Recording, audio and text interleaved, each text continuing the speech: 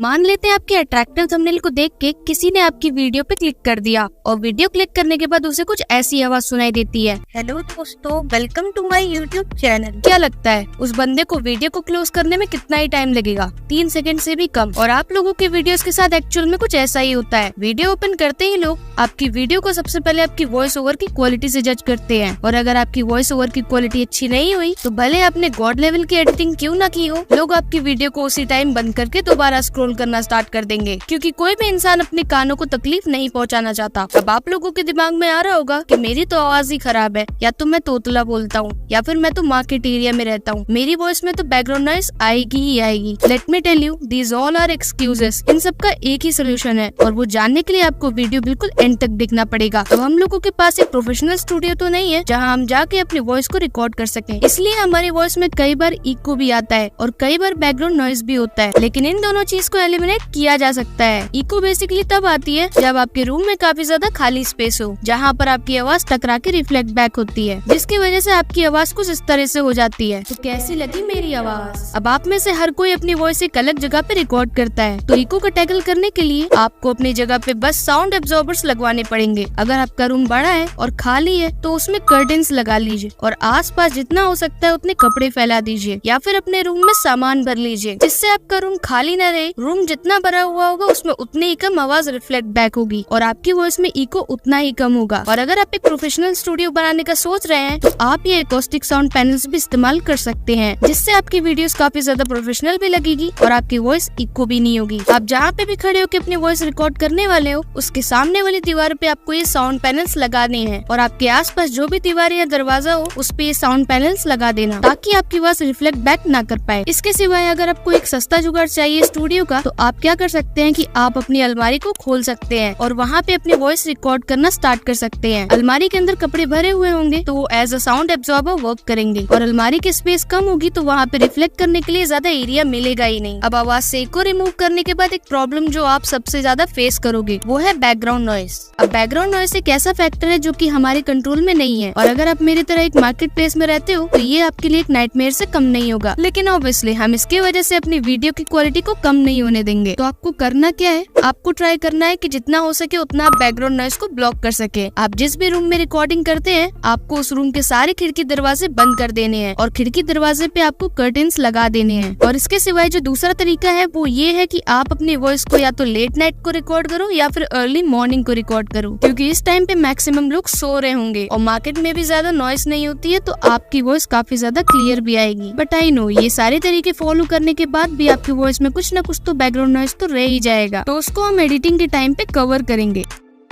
अब अपने रूम या स्टूडियो को सेटअप करने के बाद आपको अपने डिवाइस को सेटअप करना है एक अच्छी वॉइस के लिए। अब बड़े यूट्यूबर्स तो माइक का इस्तेमाल करते हैं अपनी वॉइस को रिकॉर्ड करने के लिए, and I will not lie to you, but mic से काफी ज्यादा फर्क आता है वॉइस पे। अब ये ऑडियो मैं बिना किसी माइक के रिकॉर्ड कर रही हूँ, और ये ऑडियो है माइक के साथ। अब जिस माइक का इस्तेमाल मैं करती हूँ वो है बोया M1, क्योंकि ये काफी ज्यादा अफोर्डेबल भी है और काफी ज्यादा एफिशिएंट भी है। और अगर आपके पास पैसे हैं इन्वेस्ट करने के लिए, so I will really prefer to you invest in the mic. लेकिन अगर आपके पास पैसे नहीं है तो कोई भी प्रॉब्लम वाली बात नहीं है। आप इस एक एप्लीकेशन को यूज कर सकते हैं जिसका नाम है रेक फॉर्ज 2। ये आपकी वॉइस को काफी ज्यादा एनहांस करने में हेल्प करेगा। अब आप जिस भी डिवाइस से अपनी ऑडियो रिकॉर्ड कर रहे हैं, आपको उस डिवाइस को एक स्टेबल जगह पे रखना है, क्योंकि अगर आप उसको एक स्टेबल जगह पे नहीं रखेंगे तो आपकी ऑडियो के साथ कुछ ऐसा होगा। जब आप अपने फोन से वॉइस रिकॉर्ड करते हैं तो आप अपने फोन को हाथ में पकड़े हुए होते हैं, जिसकी पोजीशन हर एक ब्रेक के बाद चेंज होती रहती है, और ये चीज आपकी वॉइस में साफ पता चलती है, शोइंग अनप्रोफेशनलिज्म। तो बेटर होगा कि आप अपने फोन को टिल्ट करके एक शेल्फ पे या फिर एक टेबल पर रख दीजिए, जिससे आपकी वॉइस पे लेवल का फर्क नहीं आएगा। लेकिन स्टिल इसके बाद भी एक प्रॉब्लम है जो कि आप लोग फेस करोगे, वो है ये। जस्ट लाइक जैसे आपने मेरी आवाज में अभी एयर को सुना, ठीक वैसे ही आपके वॉइस ओवर में भी काफी ज्यादा वूफ की आवाज आती है। तो अब इस चीज से छुटकारा कैसे पाए? नॉर्मली जब आप एस या एफ वाले वर्ड बोल रहे होते हैं तब आपके मुख से ये एक हवा भी निकलती है जो कि आपका माइक रिकॉर्ड कर लेगा, क्योंकि आप अपने माइक के काफी करीब रह के वॉइस ओवर रिकॉर्ड कर रहे होंगे। तो इससे बचने के सिर्फ 2 तरीके हैं। पहला, या तो आप अपने फोन को इस तरह टिल्ट करके रखो कि वो डायरेक्टली आपके माउथ से वॉइस को कैप्चर करने की जगह नीचे से आवाज को कैप्चर करेंगे, जिससे आपकी वॉइस ओवर में वूफ वाला एलिमेंट नहीं आएगा। और दूसरा तरीका ये है कि आप थोड़े से पैसे खर्च करके माइक कवर खरीद लो, जो कि ऐसा फिल्टर काम करेगा आपकी वॉइस ओवर के लिए, और आपके मुंह से वो वूफ वाली आवाज बिल्कुल कैप्चर नहीं होगी। लेकिन अगर आप पैसे खर्च नहीं करना चाहते हैं तो एक बहुत ही सस्ता जुगाड़ है। आपको सर्दी में पहनने वाले सॉक्स को ले लेना है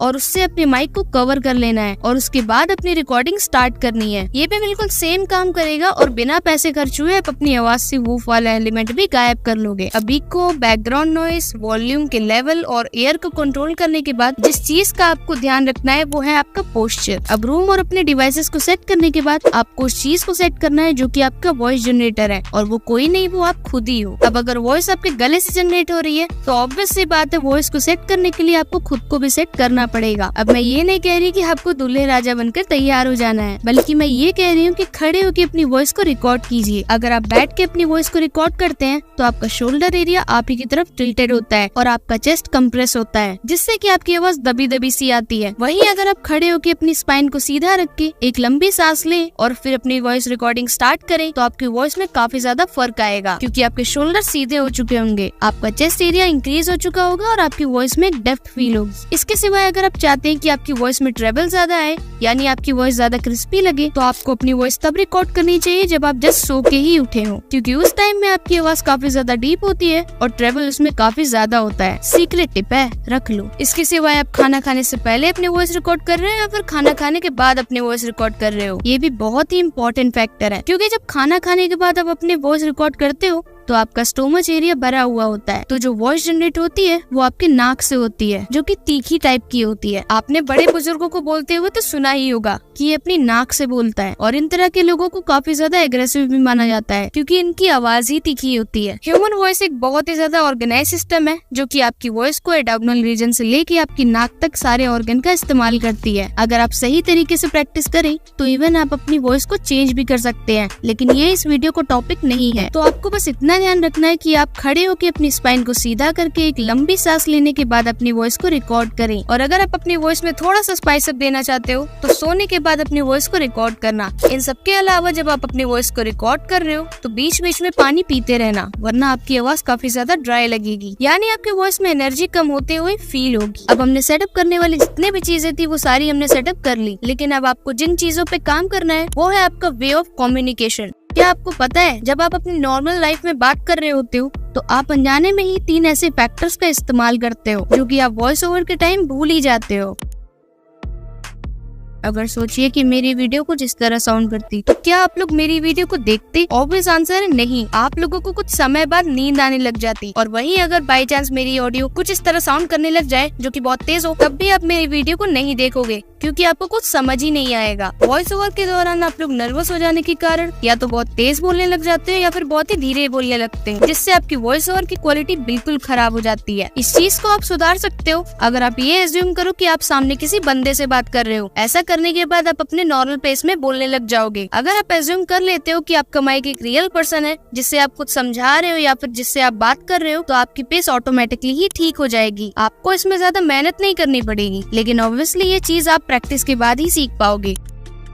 जब आप अपनी वॉइस ओवर्स को रिकॉर्ड कर रहे होते हो तब आपने किस चीज पे ज्यादा एम्फसाइज किया है, इससे काफी ज्यादा फर्क पड़ता है, क्योंकि वो वर्ड्स या पॉइंट्स ऐसे होते हैं कि वीडियो क्लोज करने के बाद भी आपकी ऑडियंस के दिमाग में बैठे रहते हैं। लेकिन किसी वर्ड या सेंटेंस को एम्फसाइज कैसे करें? उससे ज्यादा जोर से बोल के नहीं, बल्कि सही ब्रेक लेके। अभी मैं अपने सेंटेंस को ऐसे बोलने लग जाऊँ तो ये एम्फसाइज नहीं होगा बल्कि शाउटिंग होगी, लेकिन अगर मैं अपने सेंटेंस को ऐसे बोलूँ तो ये एम्फसाइज करना होगा। अब जैसा आपने नोटिस किया कि मैंने अपनी आवाज को ऊंचा नहीं किया बल्कि अपने वर्ड से पहले थोड़ा ब्रेक लिया और अपने वर्ड्स को भी थोड़ा स्ट्रेच कर दिया, जिससे आपकी वॉइस ओवर में थोड़ी डेप्थ वाली फीलिंग आती है। अब लंबे ब्रेक लेने का मतलब ये नहीं होता कि आप कुछ बोलो और फिर इस तरह से स्टार्ट करो, बल्कि लंबे ब्रेक्स लेने का मतलब ये होता है कि आप कैजुअली वर्ड्स के बीच में जितना गैप रखते हैं उससे थोड़ा ज्यादा गैप रखना है। अब ये चीज आप टाइम के साथ प्रैक्टिस करते करते ही सीख पाएंगे। सोचो अगर वीडियो कुछ इस तरह चले जहाँ पे बेस भी ठीक है, वर्ड्स को एम्फसाइज भी कर रहे हैं, तो क्या मजा आएगा। वही सोचो अगर वीडियो कुछ इस तरह रिकॉर्ड किया जाए जहाँ बेस भी ठीक है और वर्ड्स को एम्फसाइज भी किया जा रहा है और थोड़े बहुत इमोशंस भी हैं, तो क्या मजा आएगा। बिल्कुल आएगा। बस आपको भी अपने वॉइस ओवर में यही करना है। बजाय एक नॉर्मल स्क्रिप्ट को पढ़ के उसे रिकॉर्ड करने की जगह उसको इस तरह से बोलो जैसे कि आप एक स्टोरी सुना रहे हो। तब आपके वॉइस ओवर में इमोशंस भी इन्वॉल्व होंगे और इससे आपको वॉइस ओवर 10 टाइम्स बेटर हो जाएगा। 90% यूट्यूबर्स यही करते हैं कि वो स्क्रिप्ट पढ़ रहे होते हैं, जिसकी वजह से उनकी आवाज बिल्कुल एक नॉर्मल टोन में चल रही होती है और वो कुछ मिनट के बाद बहुत ही ज्यादा बोरिंग लगने लगती है। वहीं वहीं अगर आपकी आवाज कभी ऊपर हो रही है,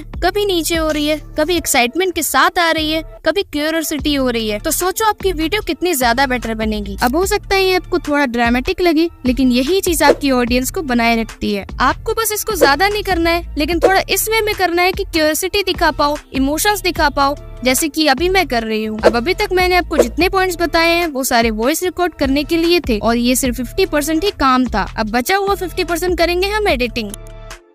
अब अगर आप एक फोन यूजर हैं तो मैं आपको सजेस्ट करूंगी कि आप लेक्सिस ऑडियो एडिटर को डाउनलोड कर लीजिए, और अगर आप एक पीसी यूजर हैं तो मैं आपको सजेस्ट करूंगी कि आप ऑडेसिटी को डाउनलोड कर लीजिए। ये दोनों काफी इजी टू यूज है और काफी ज्यादा एफिशिएंट भी हैं। लेक्सिस ऑडियो एडिटर को इंस्टॉल करने के बाद आप अपनी ऑडियो को यहाँ से इम्पोर्ट कर सकते हैं, और यहाँ पे आपको 3 डॉट्स पे क्लिक करने के बाद आपको इफेक्ट्स में चले जाना है, जहाँ पे आपको कई सारे इफेक्ट्स मिल जाएंगे। आपको ऑडेसिटी में ये फीचर आपको यहाँ मिलेगा। मैं सारे इफेक्ट्स के बारे में तो बात नहीं करूंगी, लेकिन जो इफेक्ट्स आप बार बार यूज करोगे और जो वॉइस ओवर में जरूरी है मैं उनको एक्सप्लेन कर देती हूँ। सबसे पहला है हमारे पास नॉर्मलाइज, जिससे अगर आपकी वॉइस ओवर की वॉल्यूम बहुत ज्यादा है तो उसे आप कम कर सकते हैं। जैसे कि आप देख सकते हैं कि ये स्पाइक्स कितने ज्यादा कम हो गए हैं। उसके बाद है हमारे पास पिच। अगर आप एक टीनेजर हैं या फिर एक बच्चे हैं और आप चाहते हैं कि आपकी वॉइस ओवर में थोड़ा सा दम लगे, तो आप अपने पिच वाली साइड को कुछ इस साइड में ड्रैग कर सकते हैं। पिच इसको ज्यादा मत करना, वरना आपकी वॉइस खराब ही हो जाएगी। वहीं अगर आपकी वॉइस कुछ ज्यादा ही डीप है या फिर कुछ ज्यादा ही गहरी है